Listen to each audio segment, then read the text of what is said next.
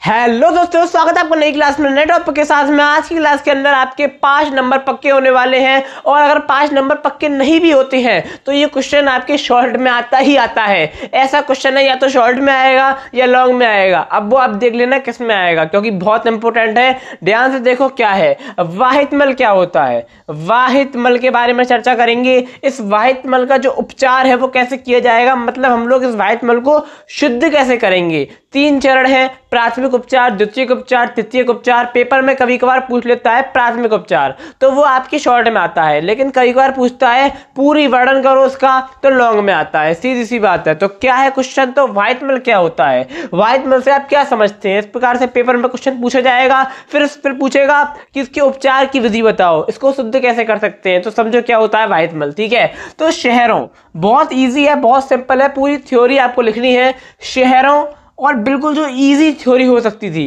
बिल्कुल simple way में जो हो सकता था, वो मैं लेकर आया हूं और पूरे नंबर आपको मिलेंगे। ठीक है, तो शहरों, नगरों, कस्बों, ठीक है ना, शहरों, नगरों, कस्बों आदि के घरों एवं कार्यालय द्वारा मल मूत्र जो नालियों में बहता है उसे बाहित मल कहते हैं।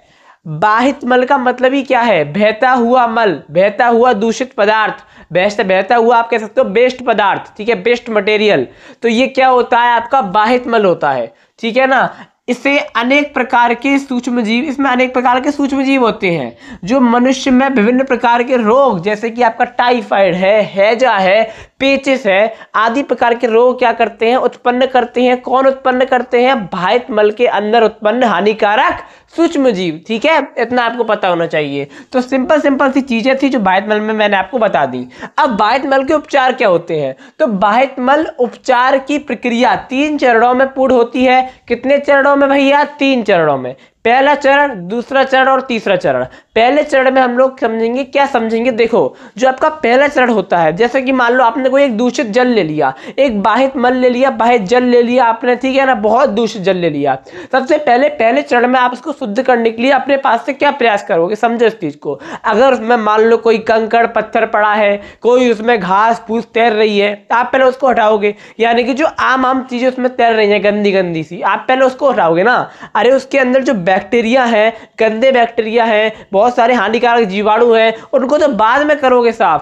पहले जो जो चीजें दिख रही हैं बाहर से भौतिक रूप से, उन्हें तो हटाओगे। तो प्राथमिक उपचार में वही होता है। इस चरण में मुख्य रूप से बड़े बड़े कणों को भौतिक क्रियाएं जैसे कि अवसादन और निस्पंदन, ठीक है ना, आदि के द्वारा अलग किया जाता है। बड़े बड़े कणों को, जैसे कि सर्वप्रथम तैरते हुए कूड़े। अब आपका बाहित मल में कुछ कूड़े तैर रहे हैं, ठीक है ना, तो उनको क्या करेंगे, निस्पंदन के द्वारा क्या करेंगे, हटा देंगे। इसके द्वारा मिट्टी तथा छोटे कणों को अवसादन के द्वारा अलग किया जाएगा। अब उसमें दुनिया भर की मिट्टी है, छोटे मोटे कण है हानिकारक, तो उनको क्या करेंगे हम लोग, अवसादन के द्वारा अलग करेंगे। ठीक है ना, इसके बाद इसे द्वितीय उपचार के लिए टैंक में भेजेंगे। मतलब हम इसमें क्या करेंगे, छोटे मोटे कणों, मिट्टी के कणों, इन सबको क्या करते हैं, अलग करते हैं, अलग छांटते हैं, छानते हैं अलग।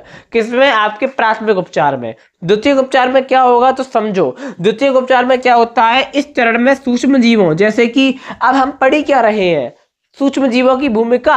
ठीक है, जो मानव कल्याण में सूक्ष्म जीवों की कैसे भूमिका हो सकती है, तो भूमिका यहाँ पर आएगी। इस चरण में सूक्ष्म जीवों जैसे कि आपका आर्कोमोबैक्टर, नाम याद रखना है, आर्कोमोबैक्टर, ठीक है ना, उसके बाद जालगिया आदि का उपयोग किया जाता है। ये जीव अपघटन करते हैं तथा शैवाल, इनसे उत्पन्न CO2 यानी कि कार्बन डाइऑक्साइड का प्रकाश संश्लेषण में उपयोग। देखो प्रकाश संश्लेषण में क्या होता है, कार्बन, पेड़ पौधे क्या करते हैं, प्रकाश संश्लेषण की क्रिया करते हैं, कार्बन डाइऑक्साइड लेते हैं, ऑक्सीजन देते हैं। तो यहाँ पर CO2 का प्रकाश संश्लेषण में क्या होता है, उपयोग करते हैं, तथा प्रकाश संश्लेषण में उत्पन्न ऑक्सीजन गैस जो निकलती है जल को दूषित होने से बचाती है, और इस क्रिया में क्या होता है, हानि रहित जीवाणु रह जाते हैं। यानी कि जिस क्रिया में जो द्वितीय उपचार आपका हो रहा है, आप कह सकते हो जो द्वितीय चरण है, उसमें क्या हो रहा है, सारे हानिकारक जो जीव है, सारे हानिकारक जो तत्व है वो समाप्त हो जा रहे हैं। तो तो सारा क्या हो जा रहा है, हानि रहित जीवाणु रह जा रहे हैं, जिनसे कोई भी हानि नहीं है, ऐसे जीवाणु यहाँ पर बच जा रहे हैं। उसके बाद आपका तृतीयक उपचार, ठीक है ना। तृतीयक उपचार में क्या होता है, तो इस चरण में रासायनिक विधियों द्वारा नाइट्रोजन तथा फास्फोरस लवण आदि का क्या किया जाता है, ऊर्णन किया जाता है। क्या किया जाता है, ऊर्णन किया जाता है, जो एक प्रदूषण के रूप में कार्य करते हैं। कैसे कार्य करते हैं, प्रदूषण के रूप में कार्य करते हैं तथा जल को फिल्टर कर देते हैं। फिर इस जल को क्या करते हैं हम लोग, नदियों में, झरनों में आदि में छोड़ दिया जाता है। सिंपल से आपके यहाँ पर 3 स्टेप में। प्रथम स्टेप में भार बाट में जो कण दिख रहे थे, मिट्टी के रेशे, आपके दुनिया भर के कंकड़ पत्थर, उन सबको क्या कर लिया, जो आपकी अवसादन और निस्पंदन की क्रिया की सहायता से अलग कर लिया, बात खत्म।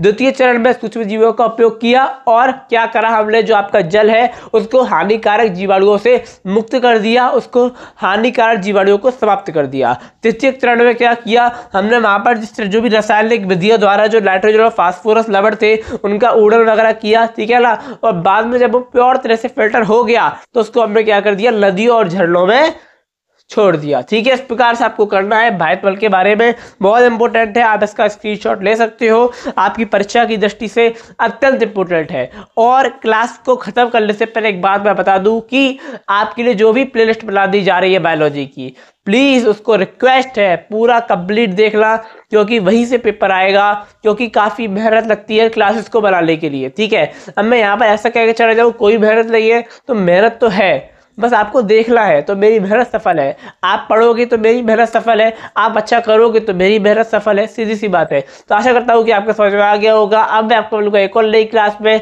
नए टॉपिक के साथ में, तब तक के लिए जय हिंद, जय भारत।